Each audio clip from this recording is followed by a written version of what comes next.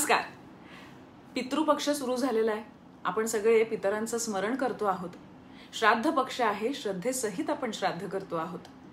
आपण आपल्या कुटुंबियातील पितरांचं स्मरण करतो आहोत कारण आपण त्यांचे ऋणी आहोत. त्यांनी आपल्याला घडवलं आहे. त्याचप्रमाणे आपल्याला काही राष्ट्रीय पितरही लाभले आहेत, ज्यांनी भारताची ओळख घडवली आहे. अशा राष्ट्रपुरुषांचं स्मरण करणं हे सुद्धा महत्त्वाचं नाहीये का? आज अशाच एका पितृतुल्य ऋषितुल्य व्यक्तिमत्वाबद्दल आपण माहिती घेऊया. सहसा ऋषी असं म्हटल्यावर आपल्या डोळ्यासमोर एक विशिष्ट असं चित्र उभं राहतं. पण चित्र काढणारा, हातात कॅमेरा घेऊन फोटो काढणारा, देशासाठी तुरुंगात जाणारा असा आधुनिक काळातील ऋषी तुम्हाला ठाऊक आहे का? तर खरंच असे महान ऋषितुल्य व्यक्तिमत्व आपल्याला भारतात नव्हे तर महाराष्ट्रात लाभलेले आहेत. आणि ते म्हणजे वेदमूर्ती श्रीपाद दामोदर सातवळेकर. 19 सप्टेंबर 1867 त्यांचा जन्म तेव्हाच्या सावंतवाडी या संस्थानात झाला. त्यांना 101 वर्षाचं आयुष्य लाभलं. म्हणजे आपल्या संस्कृतीने जे म्हटलंय ना की जीवेत शरद शतम, त्याप्रमाणे खरोखरच आयुर्वेदाच्या सहाय्याने माणसाला 100 वर्षांचं निरामय आयुष्य प्राप्त करता येऊ शकतं, हेही त्यांनी दाखवून दिलं. त्यांच्या व्यक्तिमत्वाचे विविध पैलू आहेत. आपण सगळेच मांडण्याचा प्रयत्न तर करूया. आजही वेदमूर्ती सातवळेकर गुरुजी असं म्हटलं की संस्कृत प्रेमींना सगळ्यात आधी आठवण येते ती त्यांच्या संस्कृत स्वयं शिक्षक पुस्तक मालेची. संस्कृत शिकण्याची इच्छा अनेकांना असते, पण शिकवणार कोण? मला त्यासाठी माझ्या कामातून वेळ काढता येईल का? माझ्या आसपास संस्कृत शिकायची सोय तरी असेल का? हे असे अनेक प्रश्न आपल्या मनामध्ये येतात, हो की नाही? पण या सगळ्या प्रश्नांवर एक सोपं उत्तर सातवळेकर गुरुजींनी कितीतरी आधीच देऊन ठेवलंय. आणि ते म्हणजे संस्कृत स्वयं शिक्षक या मालिकेची 24 पुस्तकं. तुम्हाला देवनागरी लिपी येत असेल तर मराठी किंवा हिंदी पुस्तकांच्या मदतीने तुम्ही स्वतःच स्वतःला संस्कृत शिकवू शकता. आज ऑनलाईन जगात अनेक सेल्फ पेस्ड कोर्सेस असतात. म्हणजे अगदी आपल्या सोयीनुसार, आपल्या वेळेनुसार, आपल्या क्षमतेप्रमाणे ते कोर्सेस आपण पूर्ण करू शकतो. ज्यात वेळोवेळी परीक्षा घेऊन आपल्याला जे काही आपण शिकलो आहे ते नीट कळलं आहे ना हेही तपासता येतं, हो की नाही? हे सगळं तुम्हाला या स्वयंशिक्षक पुस्तकांच्या आधारे सुद्धा करता येतं. आणि ही कल्पना सातवळेकर गुरुजींनी किती आधीच अंमलात आणली होती बघा. आणि यातले पाठ इतके सोपे आहेत, म्हणजे अगदी रोज अर्धा तास जरी दिला ना तरी एका वर्षात आपण रामायण महाभारत वाचण्या इतकी संस्कृत भाषा शिकू शकतो, ती अवगत करू शकतो. कोणतीही भाषा शिकायची तर आपल्याला भीती वाटते सगळ्यात आधी ती व्याकरणाची, बरोबर?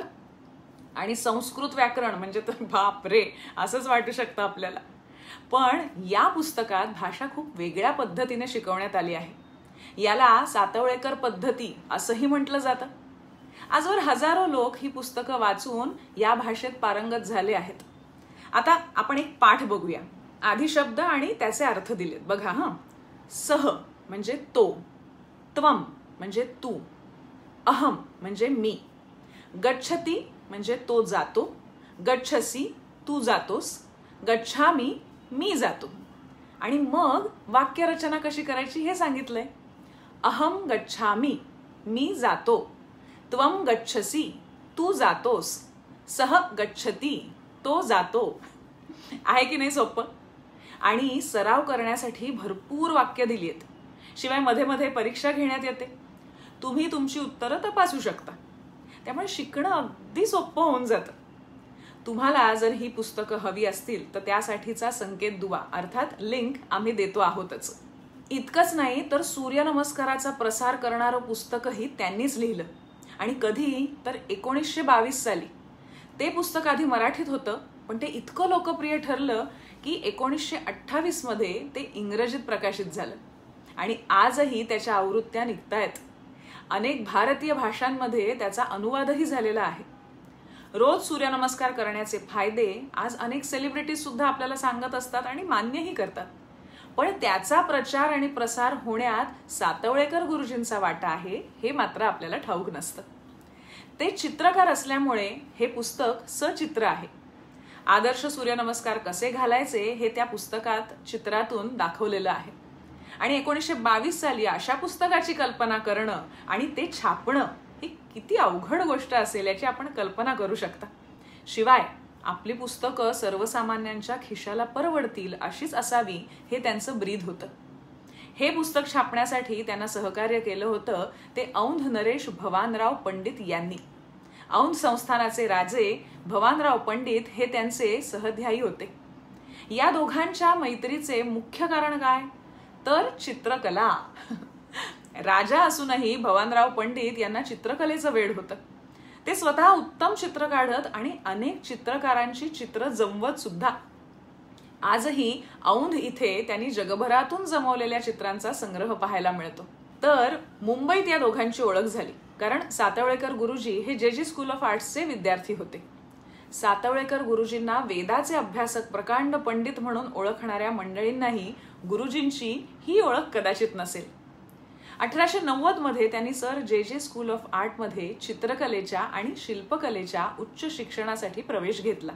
तेथे त्यांना Rao Bahadur M.V. Dhurandar, M.F. पीठावाला, S.P. आगासकर, A.X. Trindade यांच्यासारखे थोर चित्रकार सहध्यायी म्हणून लाभले. जे मध्ये असताना त्यांना अनेक पारितोषिकही मिळाली. प्रतिष्ठेचं मेयो पदकही त्यांना 2दा मिळालं. एकदा चित्रकलेसाठी आणि दुसऱ्यांदा शिल्पकलेसाठी. आता खरं तर चित्रकार म्हणून कारकीर्द करणं त्यांना सहज शक्य होतं. ते त्यांनी केलंही. त्यासाठी त्यांनी अगदी हैदराबाद सुद्धा गाठलं. तिथे त्यांनी आपला कलागार स्टुडिओ काढला. हैदराबादच्या निजामाचे ते आवडते चित्रकार ठरले. उत्तम व्यक्तिचित्रकार म्हणून ते प्रसिद्ध झाले. ते सुंदर पोर्ट्रेट्स करत. अनेक राजे सरदार आदींनी त्यांच्याकडून आपली पोर्ट्रेट्स काढून घेतली. पण हे सगळं असलं ना तरी त्यांनी लहानपणापासून वेदांचा अभ्यास केला होता. घरातून तो वारसा त्यांना मिळाला होता. तो त्यांचा अभ्यास थांबवला नाही त्यांनी.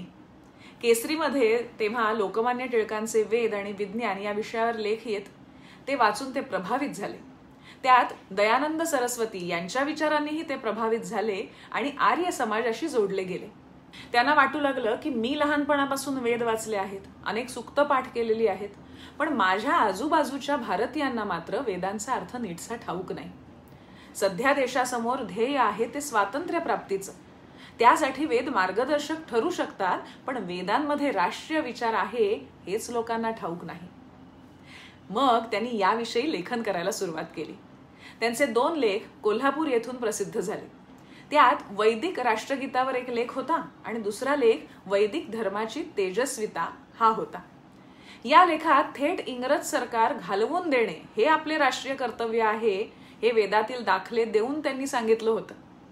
हे लेख त्यावेळेला खूपच स्फोटक ठरले.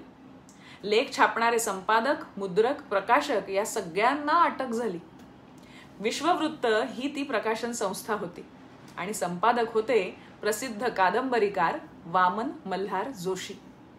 हा लेख छापल्याबद्दल राजद्रोहाचा आरोप होऊन वामन मल्हार जोशींना 3 वर्षांच्या सक्त मजुरीची शिक्षा भोगावी लागली. मग लेखक कसा सुटेल? त्यांचा शोध सुरू झाला. त्यावेळेला ते कुठे होते तर हरिद्वार जवळच्या कांगडी गुरुकुलामध्ये अभ्यास करण्यासाठी गेले होते. आधुनिक काळात म्हणजे 1902 मध्ये या गुरुकुलाची स्थापना स्वामी श्रद्धानंदजी यांनी केली होती आणि ते नुकतंच आकाराला येऊ लागलं होतं. भारतीय विद्यार्थ्यांना भारतीय नीतिमत्ता आणि राष्ट्रप्रेम शिकवणारी शिक्षण व्यवस्था असावी हे सातवळेकर गुरुजींचंही स्वप्न होतं आणि म्हणून ते अभ्यासासाठी तिथे गेले. आणि तुम्हाला आश्चर्य वाटेल पण आजही ही संस्था कार्यरत आहे बरं का. कोणी हरिद्वारला गेलात ना तर या संस्थेला नक्की भेट द्या. तर तेव्हा गावाबाहेर उत्तराखंडच्या पर्वतांच्या कुशीत असणाऱ्या या गुरुकुलात लपलेल्या या भयंकर क्रांतिकारकाला पकडायला इंग्रजांनी पोलीस पाठवले. आणि किती ठाऊक आहेत का? 300 पोलीस आणि 50 जणांचे घोडदळ. म्हणजे एखाद्या दरोडेखोरालाच जणू पकडायचं होतं यांना. यातून सातवळेकर गुरुजींच्या लेखणीचं सामर्थ्य आपण लक्षात घ्यायला हवं आणि त्यांची निर्भयता आणि देशप्रेमही. त्यांच्यावर जेव्हा राजद्रोहाचा आरोप सिद्ध झाला त्यावेळी त्यांनी कोर्टात काय सांगितलं माहितीये? मी वेदांचा पुजारी आहे. देश पारतंत्र्यात असेल तर देशाचं रक्षण करण्यासाठी क्षत्रियांना जागृत करणं हे ब्राह्मणाचं कर्तव्य सांगितलं आहे. मी एक ब्राह्मण आहे म्हणून मी माझं कर्तव्य बजावलं आणि याचा मला अजिबात पश्चाताप नाही. तेव्हा तुम्हाला जी योग्य वाटेल ती शिक्षा मला द्या. यावरून त्यांच्या निर्भयपणाची कल्पना यायला हवी. हे याही दृष्टीने लक्षात घ्यायला हवं की आम्हाला सातवळेकर गुरुजी, वामन मल्हार जोशी, लोकमान्य टिळक, गोपाळ गणेश आगरकर यांच्यासारख्या विद्वानांची परंपरा लाभली आहे, ज्यांनी हे लिहिलं त्या लिखाणासाठी तुरुंगवासही भोगला त्यांनी. जो क्रियाशील असतो तो खरा पंडित हे त्यांनी सिद्ध करून दाखवलं. त्यांनी देशभर केलेला प्रवास सुद्धा आपण लक्षात घ्यायला हवा. म्हणजे आपल्या कार्यासाठी हैदराबाद, उत्तराखंड इथे तर त्यांनी प्रवास केलाच, पण त्या काळामध्ये त्यांचं वास्तव्य काही काळ आज पाकिस्तानात असणाऱ्या लाहोर इथे सुद्धा होतं. आज आश्चर्य वाटतं ऐकताना, पण तेव्हा लाहोरमध्ये वेद पाठशाळा सुद्धा होती आणि सातवळेकर नावाच्या एका मराठी चित्रकाराचा स्टुडिओ सुद्धा होता. सातवळेकर गुरुजींनी आधुनिक दृष्टीने वेदांकडे पाहताना वेदांमध्ये पशुबळी नाही हे सिद्ध करून दाखवलं. अस्पृश्यता निवारणासाठी त्यांनी कार्य केलं. चारही वेद, रामायण, महाभारत या सगळ्यांचा अनुवाद केला. तो लोकांना परवडेल अशा किमतीत प्रकाशितही केला. स्वातंत्र्यानंतरही त्यांचा संघर्ष संपला नाही. टिळकांप्रमाणेच गांधीजींच्या विचारांनीही ते प्रभावित झाले होते. पण असं असतानाही गांधीजींच्या निधनानंतर जी दंगल उसळली त्यात औंध इथे असलेला त्यांचा स्वाध्याय मंडळाचा आश्रम उद्ध्वस्त करण्यात आला, पण तरीही ते खचले नाहीत. त्यांनी गुजरातमधील पारडी इथे नव्याने आश्रम उभा केला. आजही पारडी येथे स्वाध्याय मंडळ पारडी किल्ला ही संस्था कार्यरत आहे. तिथे एक मोठी प्रकाशन संस्थाही आहे. अनेक पुस्तकं इथून प्रकाशित होतात. मगाशी म्हटलं ना की पितरांचं स्मरण करायला हवं, ते याच दृष्टीने. आपल्यापर्यंत जे ज्ञान आज पोहोचतं आहे ते पोहोचवण्यासाठी अनेक विद्वानांनी किती कष्ट केले आहेत, किती प्रकारचा संघर्ष केला आहे हे आपण लक्षात ठेवायला हवं. त्यांना भारत सरकारने पद्मभूषण पुरस्कार देऊन सन्मानित केलं. पुणे विद्यापीठाने त्यांना डीलिट अर्थात डॉक्टर ऑफ लिटरेचर ही सर्वोच्च पदवी प्रदान केली. त्यांना वेदवाचस्पती, विद्यमार्तंड, गीतालंकार, महामहोपाध्याय, भारताचे चित्रकला क्षेत्रातील प्रपितामह अशा अनेक उपाध्यांनी संबोधण्यात येतं.